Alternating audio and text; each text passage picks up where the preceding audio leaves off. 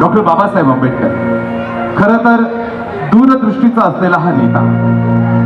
आता हे यंदाच्या वर्षी सिद्ध झालं असंच म्हणावं लागेल. कारण बघा ना, बाबासाहेबांना माहिती होतं की या जगाला युद्धाची नाही तर तथागत बुद्धाची गरज आहे. अगदी मागच्या 4 महिन्यांपासून जे युद्ध पश्चिमात्य देशांमध्ये चालू आहे त्याचे परिणाम आज भारतामध्ये येऊन आपल्या घरापर्यंत येऊन पोहोचले. मग ते सिलेंडरचे दर असतील, पेट्रोल डिझेलचे दर असतील, त्या दरांनी जी उसळी घेतली ती युद्धाचेच परिणाम आहे. पुढे अजून काय काय भोगायला लागणार आहे हे आपल्याला कदाचित माहिती नाही. पण या तथागताचा धम्म आपल्याला काय सांगतो तर द्वेषाने द्वेष कधीच मिटत नाही. तथागत म्हणतात की द्वेषाने द्वेष कधीच मिटत नाही, तर हा द्वेष मिटवायचा असेल तर प्रेम आणि करुणा या दोन शांतीदूताच्या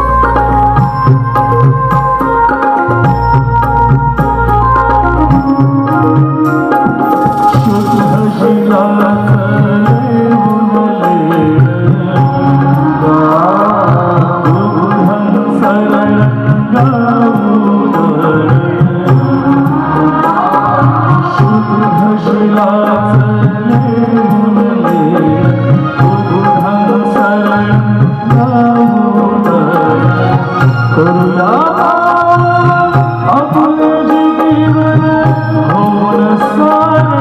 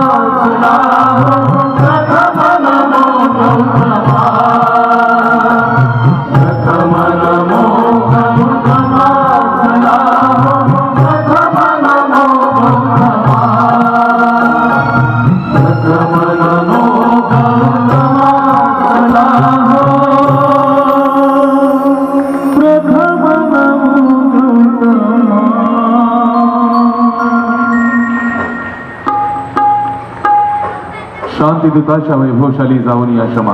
प्रथम नमो गौतमा, चला हो प्रथम नमो गौतमा.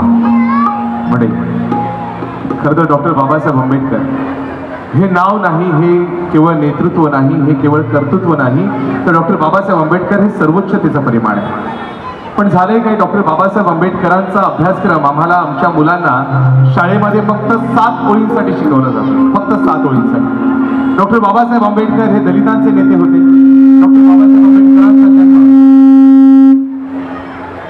डॉक्टर बाबासाहेब आंबेडकरांचा जन्म दलित कुटुंबात झाला.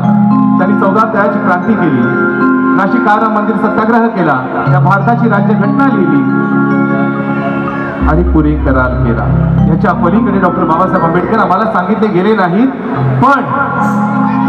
पण जगातल्या सगळ्यात मोठ्या युनिव्हर्सिटीमध्ये म्हणजे ऑक्सफोर्ड नावाच्या युनिव्हर्सिटी मध्ये डॉक्टर बाबासाहेब आंबेडकरांवर 36 भाषांमध्ये अभ्यासक्रम आहे. ही आपल्यासाठी अभिमानाची आणि स्वाभिमानाची गोष्ट आहे. म्हणजे आज आपण सगळेजण येऊन या इथे खुर्च्यांवर येऊन बसलाय, त्या कार्यक्रमाचा आनंद उपभोगताय. इथे येऊन बसण्याची ताकद आणि हा आनंद उपभोगण्याची जिद्द जर तुम्हाला कोणी दिली असेल तर ते एकमेव नाव म्हणजे डॉक्टर बाबासाहेब आंबेडकर. आपल्याला मिळालेले स्वातंत्र्य हे रेडीमेड स्वातंत्र्य आहे. तेव्हाच्या पारतंत्र्याची झळ आपल्याला लागली नाही म्हणून कदाचित आपल्याला ह्या मिळालेल्या स्वातंत्र्याची किंमत थोडीशी कमी वाटते. काय होती डॉक्टर बाबासाहेब आंबेडकरांच्या जन्माच्या अगोदरची अवस्था? आणि ते आम्ही माणूस असून आम्हाला माणसासारखे हक्क प्राप्त होत नव्हते. शिक्षण जे खऱ्या अर्थानं प्रत्येक मनुष्यासाठी अगदीच गरजेचं आहे, या शिक्षणापासून आमच्या समाजाला वंचित ठेवलं जात होतं. त्यानंतर पैसा, धन हे संचय करण्याचा आम्हाला अधिकार नव्हता. आम्हाला निसर्ग निर्मित पाण्याच्या पाणवठ्यावर जाण्याचा अधिकार नव्हता. आमच्या लेकी बाईंना शिकण्याचा अधिकार नव्हता. एवढंच काय, आम्हाला सण समारंभ साजरे करण्याचा अधिकार नव्हता. आम्हाला माणूस म्हणून जगण्याचाच अधिकार नव्हता.